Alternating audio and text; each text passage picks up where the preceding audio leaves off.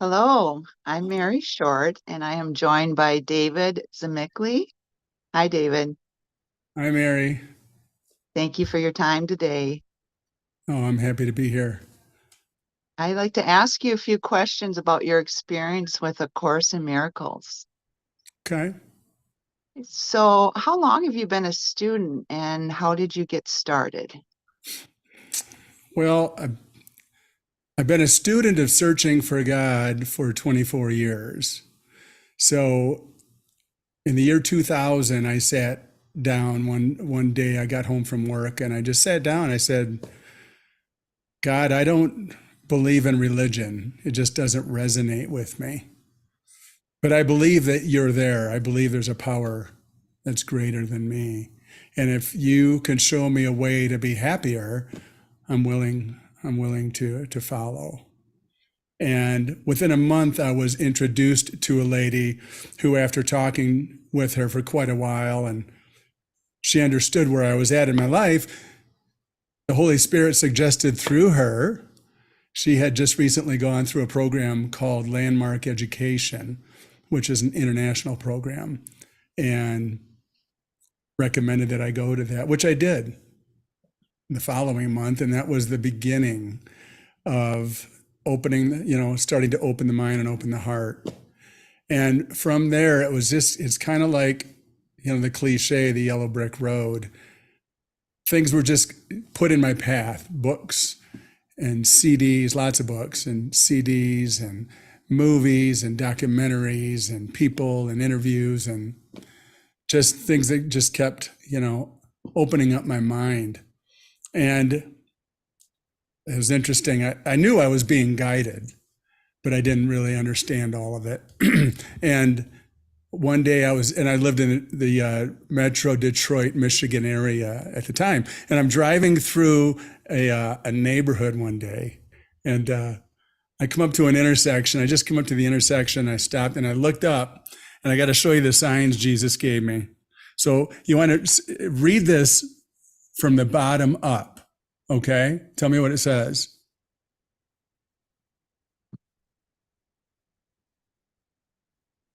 Stop ego, David. So if that wasn't obvious, nothing's obvious. So yeah, it was great. I was following. And so one day I was in so being carried in the year 2009, 2010, when the financial crisis hit the country, and everything, mortgages and everything went kaput. I was broke, and I had a home, and I ended up not being able to pay for it.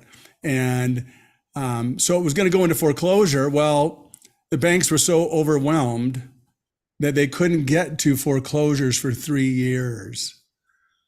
So Jesus let me live in this house for 3 years with no payments, no taxes, just utilities, right? And then at the end of the 3 years, when the foreclosure finally came through, the Holy Spirit stepped up again. And one of my best friends in the neighborhood, he lived less than a mile away, he and his buddy bought the house out of foreclosure so I could stay there. So Wow. it was beautiful. And it was only about a year after that I had to move out. But so I ended up going to, about a year later, I ended up going to the bookstore, and I'm wandering around looking at books, and all of a sudden I see this one that says The Disappearance of the Universe. And I thought, that's interesting, by Gary Renard. So I picked it up, read the back, and I thought, wow, this is right up my alley. So I took it home, and it was like in the midsummer, and I put it on my coffee table, and it just sat there until Christmas, which is when I go to northern Michigan to be with my family. So I thought, you know what, I'm going to take it with me. I'll start reading it up there. And no idea what it's about. Didn't know it was about Jesus. And I'm driving north. It's after dark. I'm going up the interstate. There's one car ahead of me, and I'm passing it. As I go by, I look in the bumper. There's a bumper sticker that says, "Try Jesus." Oh, I love obvious signs. So anyhow, I get into reading the book, and of course, it's all about Jesus, being introduced to Jesus and the Course in Miracles. And that's how I was introduced to the Course. So I got into it from there, and that was 2014 when I started. And I don't know, I guess it was about 8 years later. I'd read the Course, I'd made it through. I was a slow reader. It was really interesting. This is funny. I forgot that I had picked up a copy of A Course in Miracles like a few years earlier, 5 years earlier. And I remember reading it after I figured it out. I remember reading it and thought, when I first saw the title, I thought, man, I could use some miracles. And I started reading it, and it was just like, way over. And I'm like, no, I can't do this. Well, I forgot all about the book. Well, after I'd gotten this one and I started, a year later, I had to move out of my home to go north to take care of my dad. And voila, I find the other copy of the book buried away somewhere.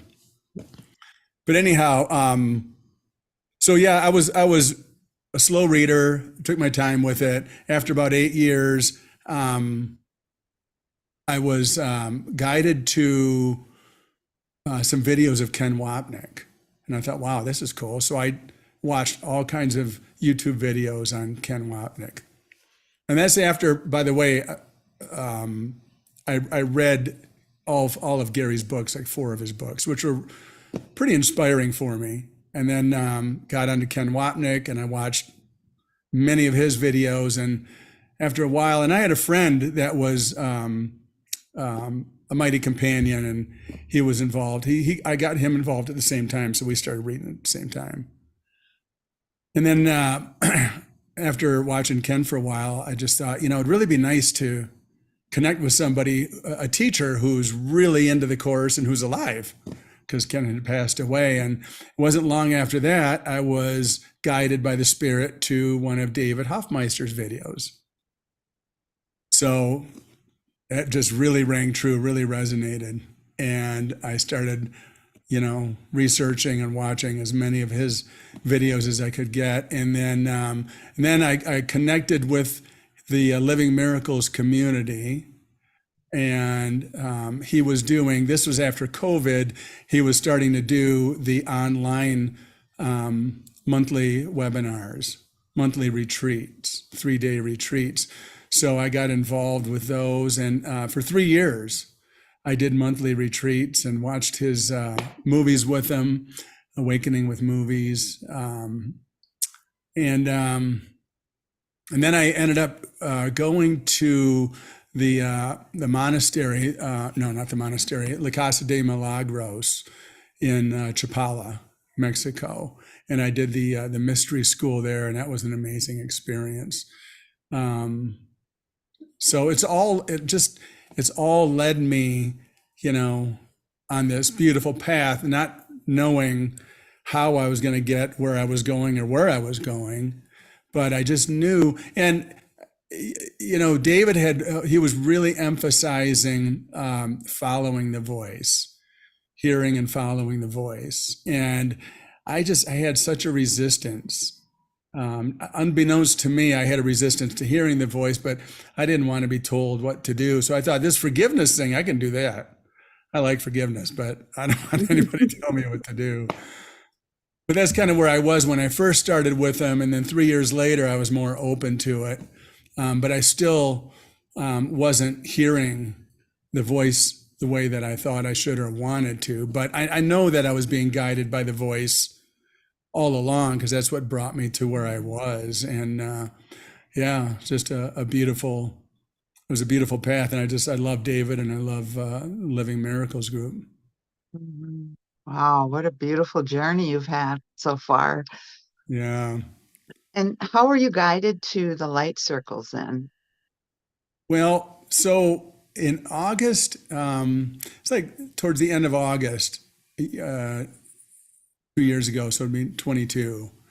There's a mighty companion at Living Miracles, and he just reached out to me one day, and this was guided by the Spirit, there's no doubt, and said, "Hey, just wanted to let you know we're going to join in a satsang." It was a Thursday night with a lady by the name of Kay Villars at Joining a Light Devotional Center. He goes, "I don't even know if I'm supposed to be inviting you, but," and I'm thinking, well, you obviously are.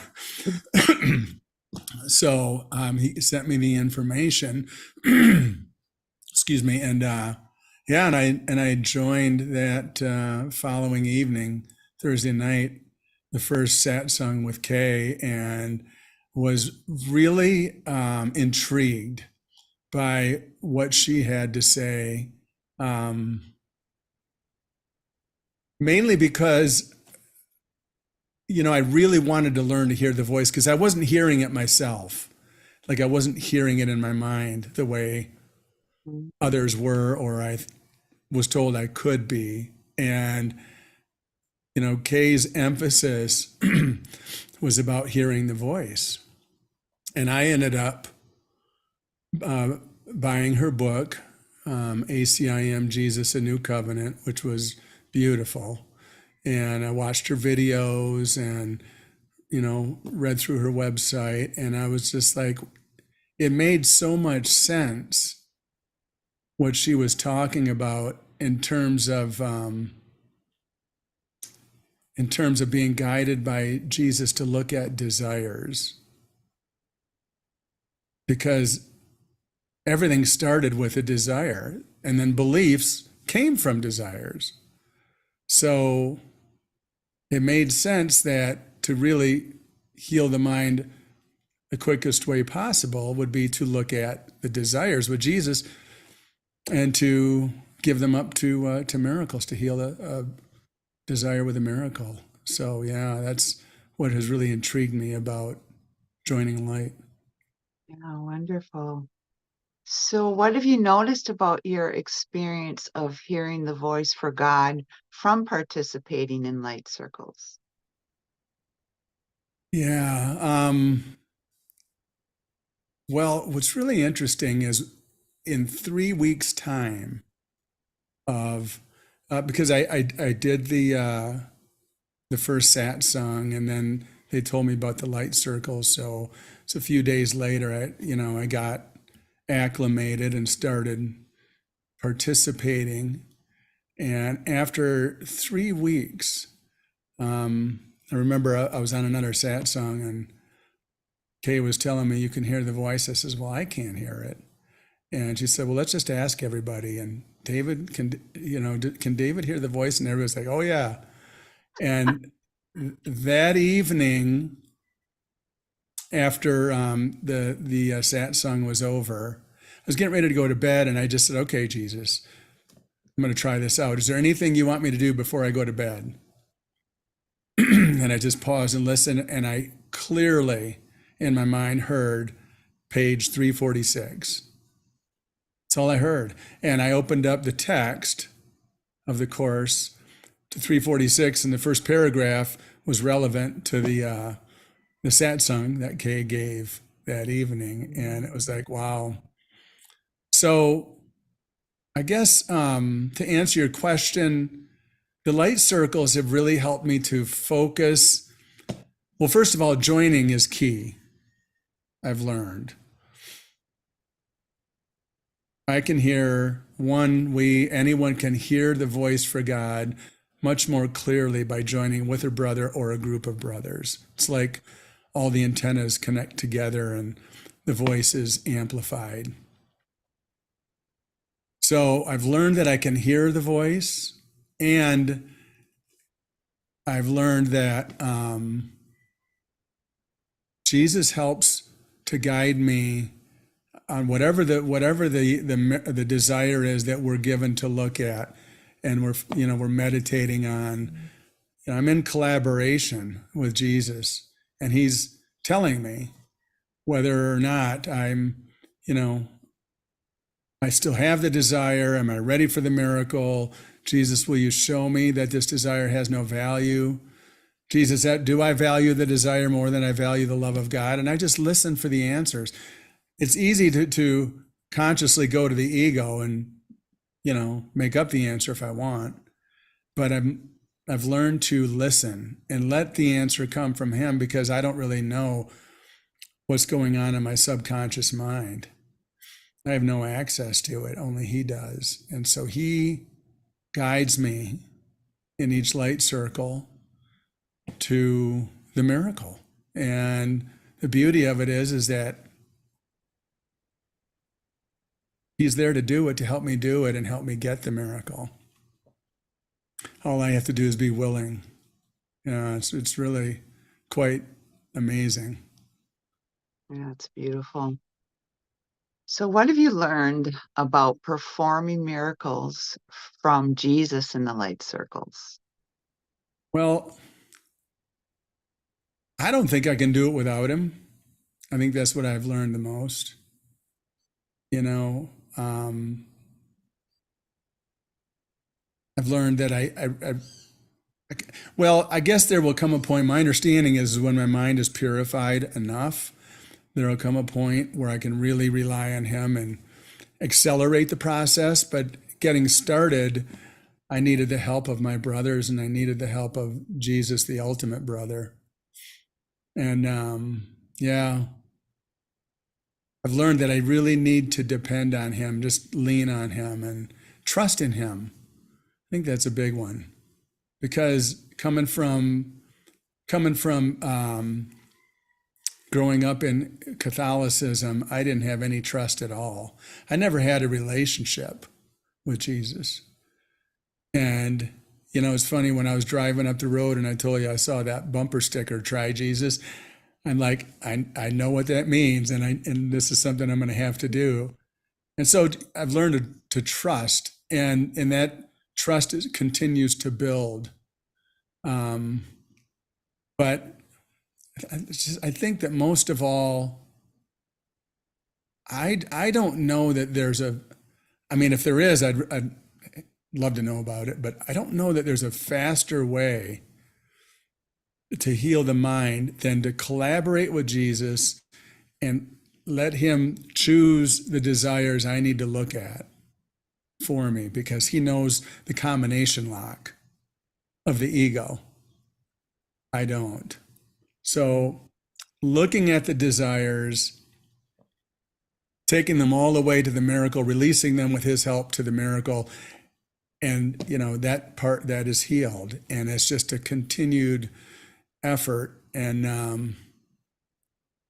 yeah, I've had so many beautiful experiences with him. And I've gotten into, of course, facilitating as you have, and that's taken me even deeper, and I can hear him even more clearly because of that. Especially if someone asks, is this in guidance? I hear it. So yeah, it's been so wonderful to finally have found a solution, a way to learn to hear the voice. I mean, I was always coached before, just keep asking, keep asking, which is, I get it, but now here's an actual formula, a method of joining with Jesus, joining with mighties, looking at the desires below the beliefs, below the triggers, the twitches, the upsets, the grievances. There's always a desire.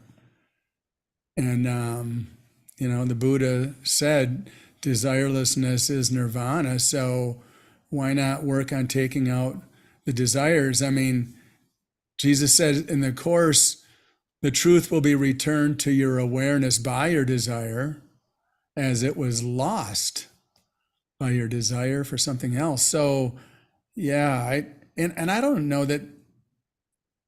of anyone else. I've not heard of any other Course teacher that is using this method, light circle meditations, to join with brothers, collaborate with Jesus, and heal the mind. It's just, it's beautiful. So